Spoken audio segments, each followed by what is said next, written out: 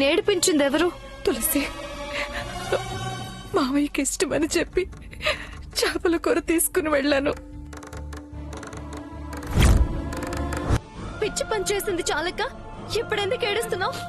మామయ్య మునుపటి మామయ్య కాదని, పూర్తిగా మారిపోయాడని నీకు తెలుసు కదా. నువ్వు రోడ్డు మీద నడుస్తూ వస్తుంటే చూసి పలకరివ్వకుండా వెళ్ళిపోయాడు. చూసిండడని అన్నయ్యని వెనకేసుకొచ్చావు. హాస్పిటల్లో నన్ను పలకరించకుండా వెళ్ళిపోయాడు. వాడు నేను కలిసే పడ్డాం కదా ప్రియా. పక్క బెడ్ మీద ఉన్న నేను కనిపించలేదా? నాతో వాణ్ణి మాట్లాడొద్దు అన్నాడు. ఇవన్నీ ఆయన మారాడు అనడానికి సాక్ష్యాలు కావా? కారణం ఏంటో తెలియదు కానీ మనల్ని దూరంగా ఉంచుతున్నాడు. మోహన్ చాటేస్తున్నాడు. పలకరించే ప్రయత్నం చేసినా తప్పుకుని వెళ్ళిపోతున్నాడు. అలాంటప్పుడు ఆయనకి చేపల కూరలు మోస్తావా? ఈ టైంలో నువ్వు ఎంత ప్రేమగా చేసి పెట్టినా ఆయన తింటాడని ఆశపడొద్దు. నీ ఆలోచన తప్పు. నీ ఆశ దురాశ. దురాశ దుఃఖానికి చేటన్నారు. అదే జరుగుతుంది. బాధపడ్డం ఏడవడం అంత అనవసరం.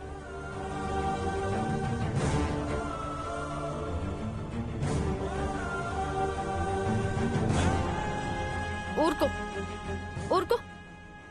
ఏడవ ప్రియా. నువ్వేడిస్తానని చూడలేనని తెలుసు కదా. ఊరుకో.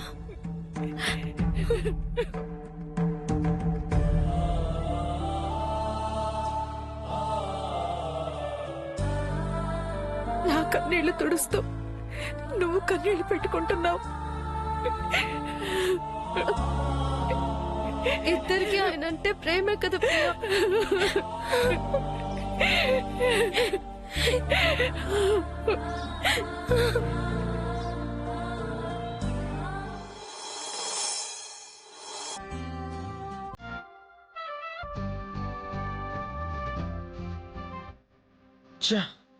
ఫోన్ చేస్తే కట్ చేస్తుంది. మాట్లాడాలని చూస్తే అవాయిడ్ చేస్తుంది. ధైర్యం చేసి వెళ్తే గొడవలో అయితే అని తిట్టి పంపించింది.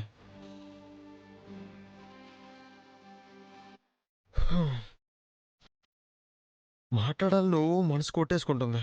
దీంతో మాట్లాడితేనన్నా కాస్త ధైర్యం వస్తుంది అనుకుంటే అసలు ధైర్యమే కరువైంది. భగవంతుడా, ఎలా అయినా తులసి కనబడేలా, నన్ను కనకరించి మాట్లాడేలా చేయి స్వామి. వెళ్ళి మాట్లాడదాం అనుకుంటే ఈ వాచ్మెన్ ఏమో నా మీద నిఘా పెట్టింది. అరే, సీసీ కెమెరా అన్నందుకే వెంకటలక్ష్మి నా మీద దృష్టి పెట్టింది.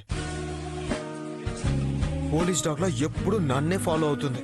ఛ, ఇప్పుడు ఎలా?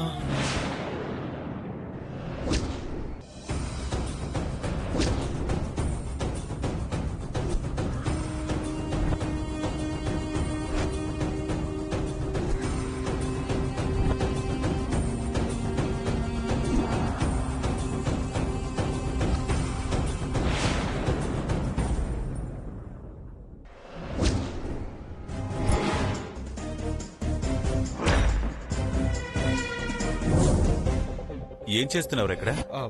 అబే ఏం లేదు, జస్ట్ వాకింగ్ చేస్తున్నాను. నేను ఏ డిపార్ట్మెంట్ తెలుసుగా, పూర్తిగా చూశానులే. రాంగ్ స్టేట్మెంట్లు ఇవ్వకు. పద కిందికి వెళ్దాం. ఏ ఎందుకు చెప్తారా? నానా, తిట్టదలుచుకుంటే ఇక్కడే తిట్టాయి. పిలిచికెళ్ళి ఆ వెంకటలక్ష్మి ముందు మాత్రం తిట్టడానికి వీల్లేదు. కూర్చాల్సిన పనేం లేదు. నిన్ను కొట్టినా అక్కడెవడు నన్ను ఆపడలే. పద రా. బా దుర్గా, నానా, వెంకటలక్ష్మి. మళ్ళీ ఏం చేశాడో ఏమో. ఏంటి మావయ్య? చూడు, నేను 3 రోజులు ఊళ్ళో ఉండడం లేదు, క్యాంప్కి వెళ్తున్నా. ఈ 3 రోజులు వీడిని సెంట్రీ పోలీసులా కనిపెట్టుకున్నాడు.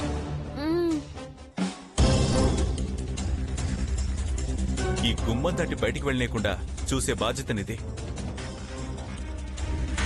నిన్ను లెక్క చేయకుండా బెదిరించి వెళ్తే వెంటనే నాకు ఫోన్ చేయి. దుర్గకు, సత్యకు, అత్తయ్య కూడా చెప్పు. సాక్ష్యంగా ఉంచు.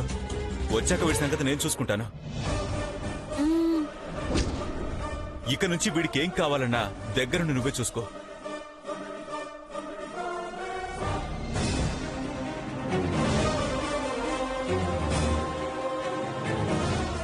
వీడు ఎవరికి ఫోన్ చేసి మాట్లాడినా నీ ముందే మాట్లాడాలి. Take care. అలాగే మావయ్య. ఏనన్నయ్య హౌస్ అరెస్ట్? అల్లరి కాకుండా ఉండడానికి. లిమిట్స్ దాటితే మొన్న అన్నావే ఎఫ్ఐఆర్ ఆ సెల్లో పెట్టమని. వచ్చాక అదే చేస్తాను.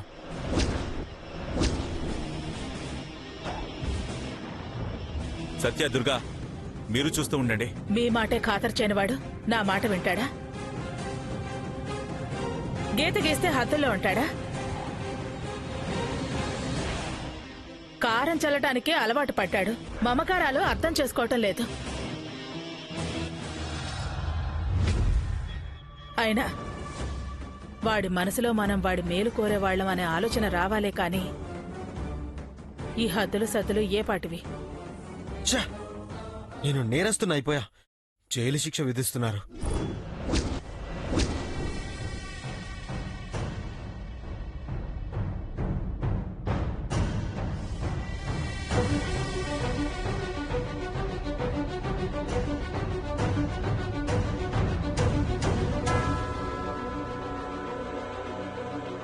దుర్గా, నేను ఊర్లో ఉండను.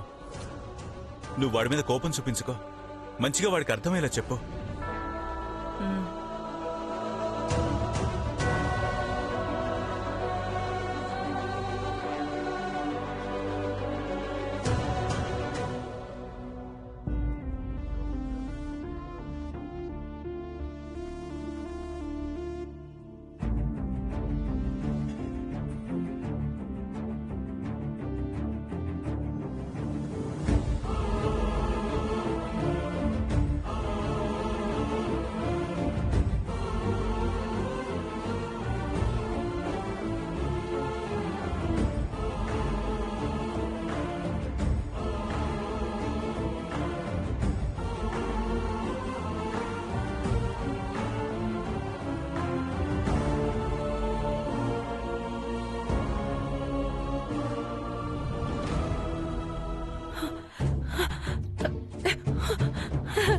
ఏమండి, అన్నయ్య నేను తెచ్చిన క్యారేజ్ తిన్నాడా? అదే చెప్దాం అనుకుంటున్నాను.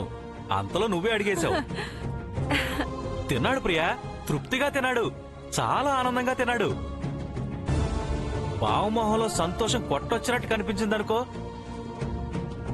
చాలా హ్యాపీగా కనిపించాడు. ఇంతలా చెప్తున్నారంటే నాకంతా అబద్ధమే అనిపిస్తుంది. అబద్ధమా? నీకు అబద్ధం చెప్తానా ప్రియా?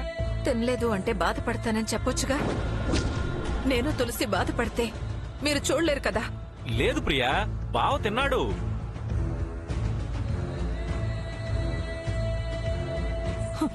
ఇప్పుడు చెప్పండి, నిజంగా అన్నయ్య నేను తెచ్చిన ఈ క్యారేజీలో భోజనమే చేశాడా? చిన్న చిన్న వాటికి ఒట్లేంటి ప్రియా? మాట దాటేయడానికి, నిజం దాచడానికి ప్రయత్నించకండి. చెప్పండి, నా మీద ప్రమాణం చేసి చెప్పండి. అంటే నా మాట నమ్మవా? మీ మీద నమ్మకం ఉందండి. మీకు నా మీదున్న ప్రేమ మీద నమ్మకం ఉంది. అందుకే నమ్మకంగా మీరు అబద్ధం చెప్తున్నారని నిజం తెలుసుకోవాలని అడుగుతున్నాను. చెప్పండి.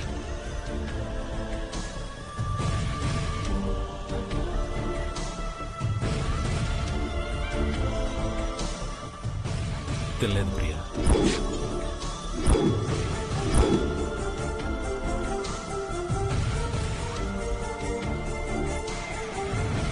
నువ్వు తెచ్చిన క్యారేజ్ కానిస్టేబుల్స్ కి ఇచ్చాడు. తను దుర్గమ్మ పంపింది తిన్నాడు.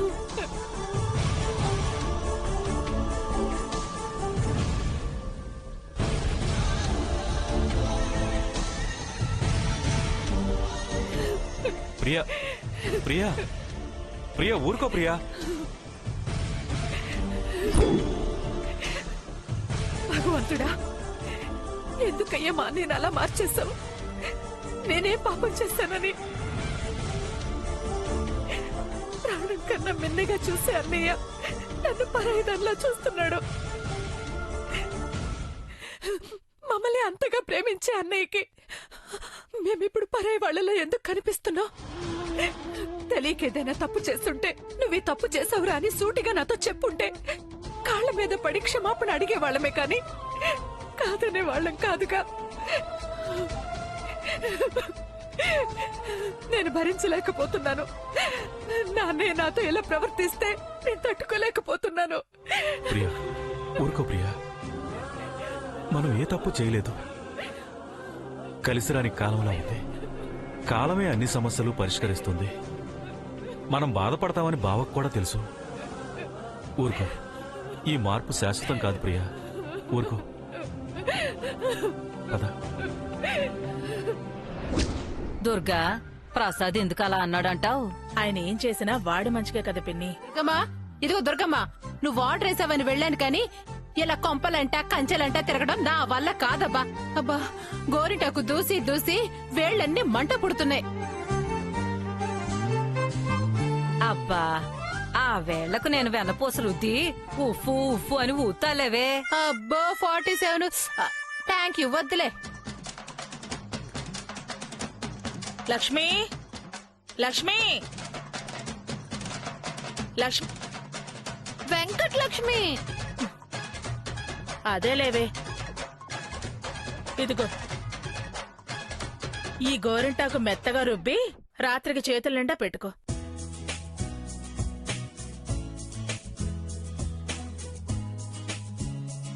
ఇప్పుడు గోరింటాకు దేనికత్తమ్మా? ఎందుకంటే పిచ్చిదానా, అది ఎంత ఎర్రగా పండితే అంత ప్రేమున్నవాడు మంచి మొగుడు వస్తాడట. దానికి కాబోయేవాణ్ణి దుర్గమ్మ చూసే పిలిచింది కదా.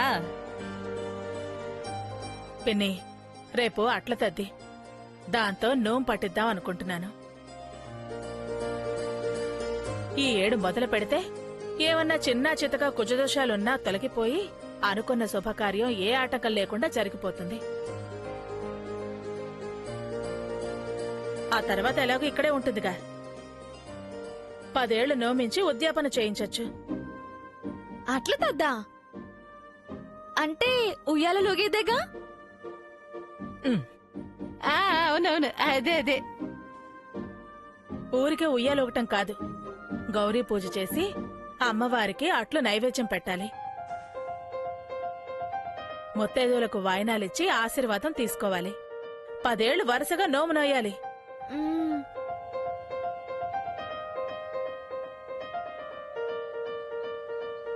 ఈ గోరింటాకు ఎంత ఎర్రగా పండితే నా కొడుకు నిన్ను అంత ప్రేమగా చూస్తాడు.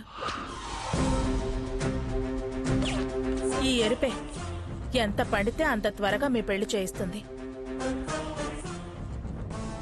అది పండినా ఎండినా నేనైతే దాన్ని పెళ్లి చేసుకోను.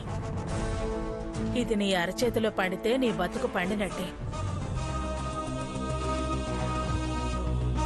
ఇష్టపడి తెప్పించాను, ఇష్టపడి ఇస్తున్నాను. నా ఇష్టం నీ చేతిలో కనిపించాలి.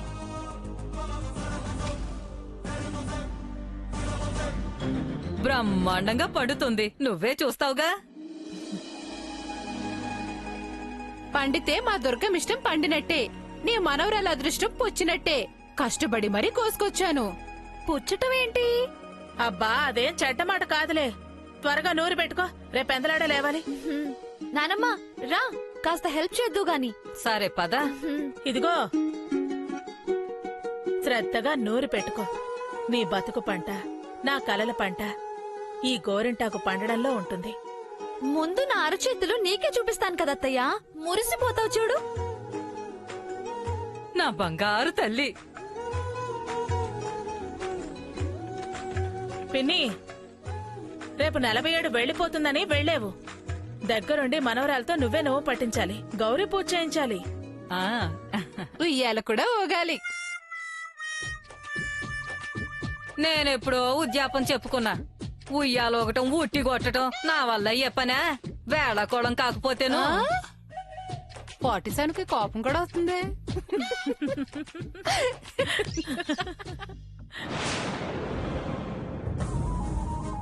ఈ గోరింటాకు ఎంత ఎర్రగా పండితే నా కొడుకు నిన్ను అంత ప్రేమగా చూస్తాడు. ఈ ఎరుపే ఎంత పండితే అంత త్వరగా మీ పెళ్లి చేయిస్తుంది. ఇది నీ అరచేతిలో పండితే నీ బతుకు పండినట్టే. ఇష్టపడి తెప్పించాను, ఇష్టపడి ఇస్తున్నాను. నా ఇష్టం నీ చేతిలో కనిపించాలి.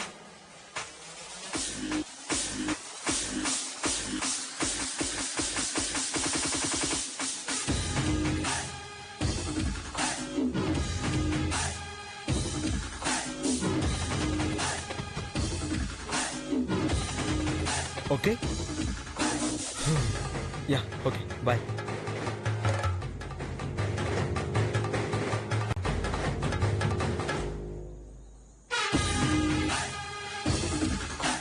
చెయ్యి ఎర్రగా పండితే ఇష్టం అనేది కనిపిస్తుంది.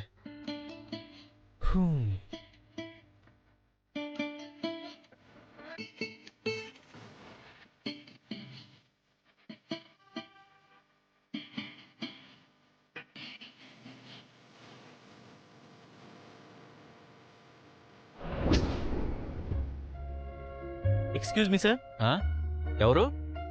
Door to door delivery sir. Parcel వచ్చింది. పార్సిలా? ఎక్కడి నుంచి? లోకలే సార్, తులసి గారికి.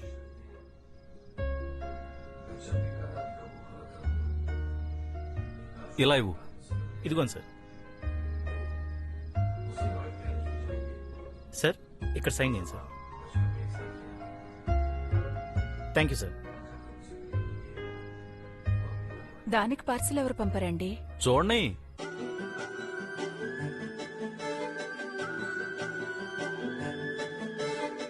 ఆదిత్య పంపించాడు. ఆదిత్య ఏం పంపించాడు?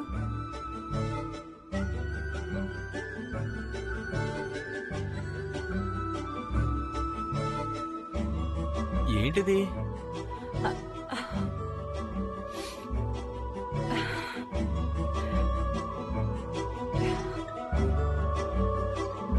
గోరింటాకండి. గోరింటాక? రేపట్ల తద్ది కదా, దాని మీద ఇష్టంతో పంపాడు. దీనికి వాడంటే ఎంత ఇష్టమో తెలుసుకోవాలని ప్రేమతో పంపించుంటాడు. బావేమో మాట్లాడు, వీడేమో గోరింటాకు పంపాడు. వాడి ప్రేమ వాడిది. వాడు పంపినా బావ మీద కోపంతో తులసి పెట్టుకోదనిపిస్తుంది. వాడు పంపాడని చెప్పకుండా ఉంటే సరి. తులసి వస్తుంది. ప్రియా,